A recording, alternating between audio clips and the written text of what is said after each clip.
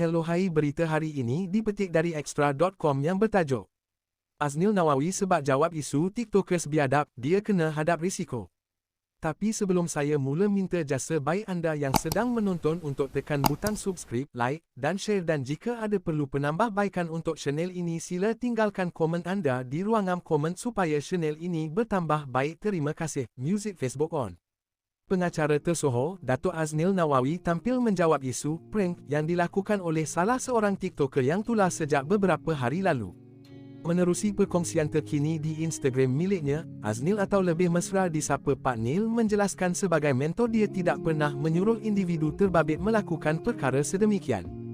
Namun, apa yang berlaku haruslah menjadi tanggungjawab individu terbabit, termasuklah berdepan risiko atas perbuatannya itu. Pak Nil pun tak tahu nak cakap apa dah. Saya mentor je, kita dah ajar yang betul, bukan saya suruh mereka buat. Tapi mereka buat, jadi dia kenalah hadap risikonya. Betul tak? Lagipun, itu pertandingan dan dia kena ambil tanggungjawab atas benda yang dia buat, katanya. Disoal mengenai tindakan membuang individu terbabit daripada program berkenaan, Aznil bagaimanapun berpendapat ia bukanlah tindakan yang bijak kerana tindakan tersebut tidak dapat menyelesaikan masalah. Bahkan, sebagai anak seni yang lebih senior, kontroversi sebegini boleh menjadikan seseorang itu belajar atas kesilapan yang pernah dilakukan. Buang je dia. Kalau buang, saya rasa dia tak menyelesaikan masalah. Sebab dia dah buat dah benda tu. Saya pernah dulu masa muda buat salah dan ada orang yang menasihati dan bimbing saya, jadi ini giliran saya untuk kembalikan kebaikan orang tu. Saya belajar zaman muda dulu, saya pun ada buat silap dan orang bagi peluang, dan sampai itulah Pak Nil belajar, bagi dia peluang, dia belajar, harap dia boleh jadi insan yang berguna lah nanti, jelasnya. Aznil berkata, dia menerima tawaran untuk menjadi mentor bagi program tersebut adalah untuk mengajar generasi muda bahawa perkara-perkara viral tidak semestinya dilakukan dengan prank yang berbentuk provokasi semata. Saya terima tawaran untuk jadi mentor untuk program tu adalah untuk bagi ilmu nak viral, tak semestinya dengan prank yang buat orang marah, buat orang suka, orang sayang. Pilihan dekat tangan anda. Saya selalu positif lah, saya takut kalau kita buang dia akan rasa dendam, marah, dan kalau saya berbuat demikian maka saya anggap diri saya gagal. Saya pun cakap dengan dia, benda yang salah memang salah, tapi tak ada perkataan tak apa. Salah tetap salah, tapi bagi saya peluang itu adalah untuk betulkan dia. Kalau saya lepaskan dia macam itu je maknanya, saya lepaskan tanggungjawab, ujarnya. Sementara itu, Aznil mengaku terkejut kerana menyifatkan TikToker yang dikenali sebagai Daing Elwando itu bukanlah individu biadab seperti yang didakwa oleh segelintir netizen. Saya terperanjat kerana dia bukan budak yang kurang ajar. Cakap pun baik, kalau dari mula saya nampak dia jenis yang ego tinggi, kurang ajar, mungkin approach saya berbeza. Tapi dia bukan jenis begitu. Kalau dia tak buat silap, nanti dia tak belajar dan dia akan jadi orang yang lebih baik kalau dia belajar dari kesilapan dia. Kalau saya ada anak, pastinya setiap seorang ada perangai sendiri kan. Takkanlah seorang tu buat salah saya nak buang dia.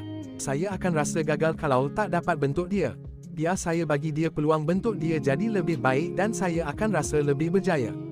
Sementara itu, Aznil mengaku terkejut kerana menyifatkan TikToker yang dikenali sebagai Daing Elwando itu bukanlah individu biadab seperti yang didakwa oleh segelintir netizen. Saya terperanjat kerana dia bukan budak yang kurang ajar.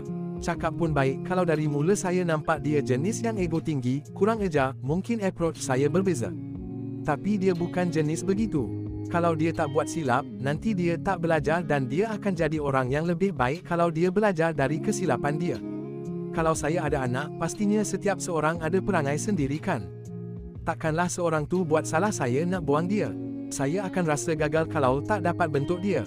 Biar saya bagi dia peluang bentuk dia jadi lebih baik dan saya akan rasa lebih berjaya.